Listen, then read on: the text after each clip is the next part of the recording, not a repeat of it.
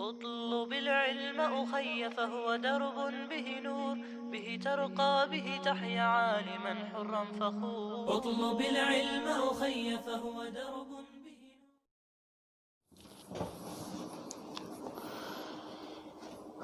الحمد لله رب العالمين والصلاة والسلام على أشرف الأنبياء والمرسلين وعلى آله وصحبه أجمعين أما بعد. Segala puji bagi Allah Subhanahu wa taala. Salawat dan salam semoga terlimpah curahkan kepada baginda Rasulullah sallallahu alaihi wasallam. Kaif halukum ya syabab? Pelajaran ini diperuntukkan untuk kelas 8 A dan B Pondok Pesantren Hufat Darul Munir, Jati Asih, Jati Rasa, Bekasi, Jawa Barat. Di pertemuan sebelumnya kita telah mempelajari makna sholat itu sendiri, hikmah sholat itu sendiri, dan pembagian sholat itu sendiri. Ada wajib, ada sunnah, ada nafil. Pada kesempatan ini kita akan masuk ke syarat sholat. Penulis buku membagi syarat sholat menjadi dua, yaitu syarat wajib dan syarat sah. Kami ulangi, syarat wajib dan syarat sah. Ini senada dengan tata cara penulisan daripada kitab Matan Ghaya wa Taqrib punyanya Abu Syuja. Beliau juga membaginya menjadi dua, syarat wajib dan syarat sah. Oke, kita coba baca dulu kitab Minhajul Muslim punya Abu Bakar Al-Jazairi. Setelah itu kita akan baca daripada Matan Ghaya wa Taqrib punyanya Abu Syuja yang menjadi dasar, salah satu matan dasar daripada madhab Syafi'i. Al-Madatu Tsalitsah, materi ketiga fi syurutis shalah, di dalam syarat-syarat salat. Alif, syurutu wujubiha, syarat wajibnya salat. Wahia adalah al-islamu, Islam, muslim, berserah diri. Fala tajibu ala kafirin, maka salat tidak diwajibkan atas seorang yang belum menjadi muslim. Dia harus mendahului syahadat dulu jika ingin melaksanakan salat. Berdasarkan sabda Rasulullah sallallahu alaihi wasallam, umirtu an uqatila an-nasa hatta yashhadu an la ilaha illallah wa anna muhammadar rasulullah wa yuqimus shalah wa yu'tuz zakah. Aku diperintahkan untuk memerangi manusia sampai mereka bersyahadat bahwa tiada ilah selain Allah dan Muhammad adalah utusan Allah Subhanahu wa taala. Kemudian wa yuqimus shalah, mereka mendirikan salat, wa yu'tuz zakah, dan menunaikan zakat. Ini adalah dasar yang menunjukkan bahwa seorang yang belum bersyahadat tidak bisa untuk melaksanakan salat, karena dipersyaratkan bagi dia untuk bersyahadat terlebih dahulu, syahadatu la ilaha illallah wa syahadatu Muhammadur Rasulullah. Maka ketika dia telah mengucapkan syahadat, dia dikatakan sebagai muslim, seorang yang berserah diri kepada Allah Subhanahu wa taala dan mengikuti petunjuk Rasulullah sallallahu alaihi wasallam. Kemudian berdasarkan sabda Nabi yang kedua, sabdanya untuk sahabat Mu'adz radhiyallahu anhu, beliau berkata, fad'uhum ila ay yashhadu an la ilaha illallah wa anna Muhammadar Rasulullah. Suruhlah mereka kepada bersyahadat kepada Allah Subhanahu wa taala, bersaksi bahwa tiada ilah selain Allah Subhanahu wa taala, wa anna Muhammad adalah utusan Allah Subhanahu wa taala. Fa in atta'u laka bidzalika, jika mereka mentaatimu itu, fa akhbirhum, maka kabarkan kepada mereka, annallaha qad farada alaihim khamsa salawatin, sesungguhnya Allah Subhanahu wa taala telah memfardukan atas mereka, mewajibkan atas mereka salat 5 waktu, fi kulli yaumin wa lailatin, di setiap hari dan malamnya. Ini dalil kedua yang menunjukkan bahwa sebelum seorang diwajibkan untuk melaksanakan sholat, dia diwajibkan dulu untuk bersyahadat. Konsekuensinya apa? Maknanya apa? Jika seorang sholat sedangkan dia belum bersyahadat, maka sholatnya tidak memenuhi syarat dan tidak sah. Kemudian syarat yang kedua, al-aqlu, berakal. Fala tajibu as-salatu ala majnunin liqaulihi sallallahu alaihi wasallam rufi'al qalamu an thalathatin 'anil naimi hatta yastayqidha wa 'anis sabiyyi hatta yahtalim wa 'anil majnuni hatta ya'qila. Maka tidak diwajibkan salat atas orang yang hilang akalnya, majnun, berdasarkan sabda Rasulullah sallallahu alaihi wasallam, al-qalamu an thalathatin, diangkat pena atas 3 jenis orang, tidak dicatat amalannya atas 3 jenis orang. Yang pertama, anin naimi hatta yastayqidha, dari orang yang tidur sampai dia sadar, bangun. Wa anis sabiyyi hatta yahtalim, dari seorang anak-anak, bayi, balita, hatta yahtalim, sampai dia bermimpi atau balik. Kalau wanita mungkin dia haid. Wa 'anil majnuni hatta ya'qila, dari seorang yang majnun, tidak berakal sampai dia berakal kembali. Jadi tidak ada catatan amal baik ataupun amal buruk terhadap mereka-mereka ini jika melakukan sesuatu.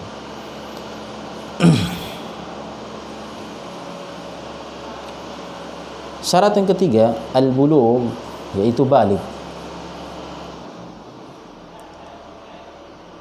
Fala tajibu ala sabiyyin hatta yahtalim, ini hadis yang di atas tadi.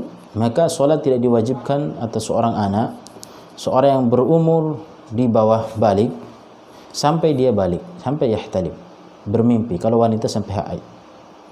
Liqaulihi alaihi salatu wassalam, berdasarkan sabda Rasulullah sallallahu alaihi wasallam, wa 'anis sabiyyi hatta yahtalim, dari seorang anak sampai dia bermimpi, atau wanita sampai haid. Dikecualikan ghairu annahu yu'maru biha wa yusalliha istihbaban, hanya saja seorang anak itu dianjurkan atau diperintahkan untuk sholat, dan hukumnya itu dianjurkan. Kita dianjurkan dalam Islam untuk memerintahkan anak untuk melaksanakan sholat berdasarkan sabda Rasulullah SAW, muru auladakum bis salati wa hum abna'u 7 sinin, perintahkanlah anak-anak kalian untuk melaksanakan salat pada saat mereka berumur 7 tahun. Wadribuhum 'alaiha wa hum abna'u 10, dan pukullah mereka atas perintah salat tersebut jika mereka tidak mau melaksanakannya. Wa hum abna'u 10, sedangkan mereka berumur 10 tahun. Wa farriqu bainahum fil madaji', maka pisahlah antara anak-anak itu, laki-laki atau perempuan, fil madaji', di tempat tidur. Perlu diperhatikan oleh teman-teman sekalian bahwa di sini ada kata wadribuhum 'alaiha wa hum abna'u 10, pukullah mereka ketika mereka tidak melaksanakan salat di umur 10 tahun. Dalam perspektif Islam, dalam pandangan Islam, seorang anak itu bisa saja balik di usia 9 tahun.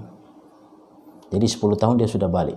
Itu pertama. Jadi ketika dia sudah balik, berarti dia sudah diwajibkan atasnya sholat.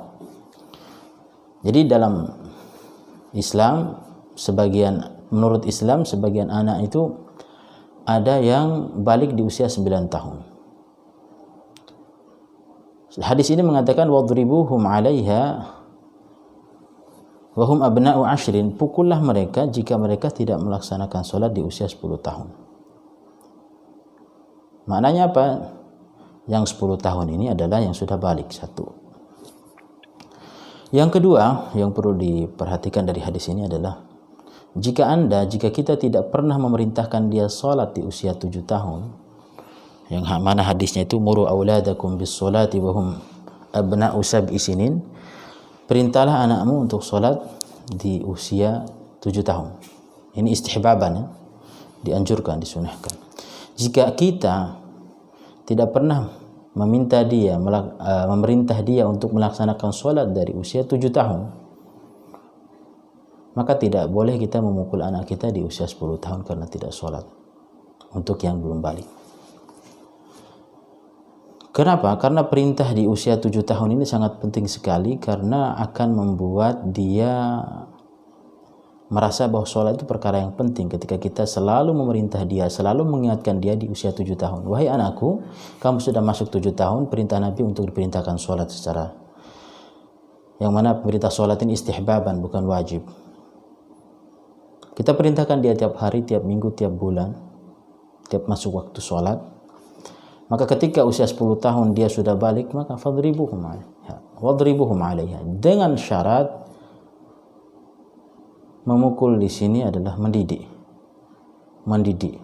Otomatis memukul untuk mendidik itu bukan memukul karena marah, bukan memukul karena kesal, benci dan lain sebagainya.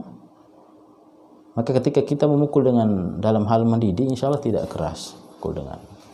Bisa juga kita artikan wadribuhum 'alaiha bisa juga kita maknai dengan katakanlah, perintahkanlah dengan sebenar-benarnya perintah, sehingga anak itu ketika memaknai perintah kita itu benar-benar sungguh-sungguh bahwa mereka itu telah masuk di usia yang diwajibkan untuk sholat. Jika kita tidak pernah memerintahkan dia untuk sholat dari 7 tahun, 8 tahun, 9 tahun, kemudian 10 tahun, sekonyong-konyong masuk 10 tahun kita langsung pukul dia, ini tidak masuk akal. Rasulullah menyuruhnya di usia 7 tahun perintahkan tiap hari. Insya Allah di usia 8 tahun dia sudah terbiasa dengan sholat. Maka di usia 10 tahun tidak ada kita main tangan sama anak kita. Jadi perlu perhatikan. Jadi jangan pernah memukul anak jika dari usia 7 tahun Anda biarkan dia, tidak pernah ingatkan dia untuk sholat. Taib, nomor 4, dukhul waktiha, jika masuk waktu sholat.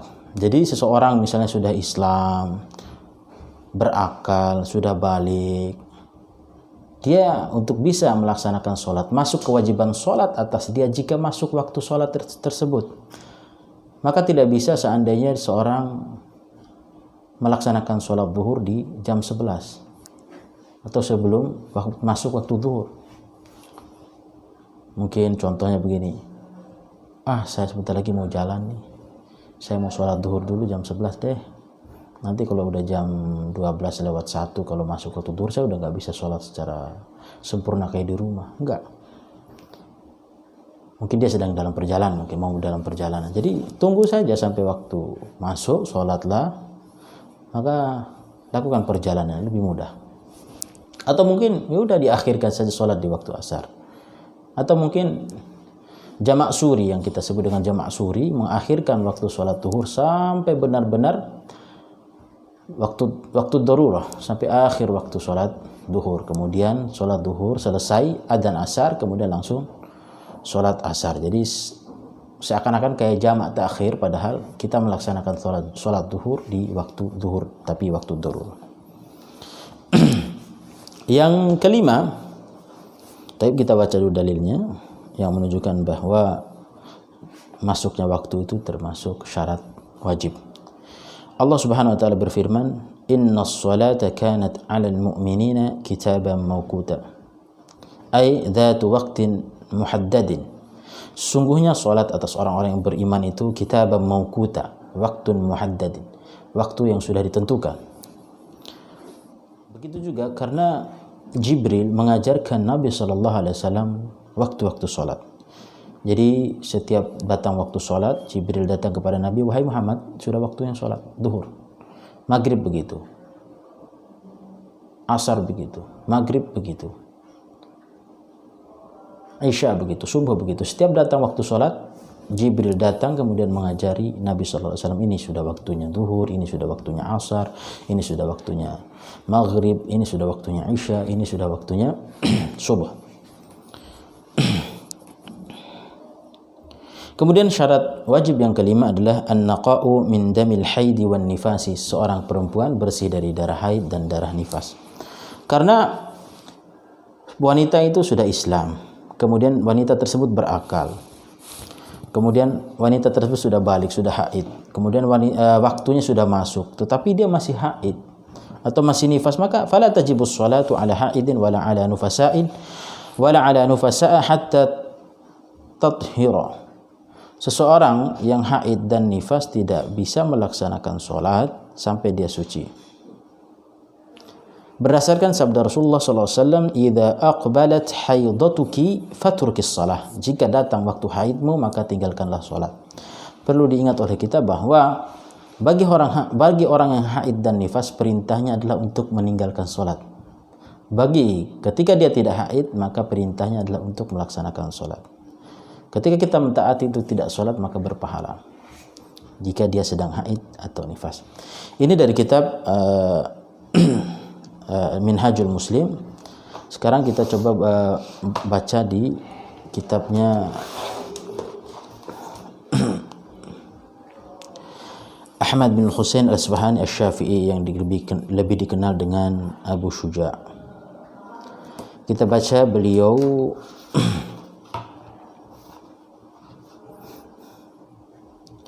fi syuruti wujubis shalah, pembahasan tentang syarat wajibnya salat. Wa syaraitu wujubis salati thalathatu asya'a. Syarat wajibnya salat itu ada 3 perkara. Al-Islamu, yang pertama dia harus Islam, wal bulugu dan balik, wal aqlu dan berakal. Ini adalah menurut buku Matan Ghaya wa Takrib. Ada 3 perkara syarat wajib. Kalau dalam kitab Minhajul Muslim ada 5. Yang tidak ada di sini adalah masuknya waktu dan sucinya seorang wanita dari haid dan nifas. Al-Islam wal bulugh wal aqlu, ada 3 syaratnya, syarat wajibnya. Ini saja mungkin pada pembahasan tentang syarat wajib sholat. Insya Allah kita lanjutkan pertemuan berikutnya di dalam syarat sahnya sholat. Insya Allah kita juga akan membaca 2 buku, yaitu Minhajul Muslim dan Matan Ghaya wa Takrib, sehingga para pemirsa sekalian bisa membandingkannya. Taib, wabillahi taufiq wal hidayah. Wassalamualaikum warahmatullahi wabarakatuh. أخي فهو درب به نور به ترقى به تحيا عالما حرا فخور اطلب العلم أخي فهو درب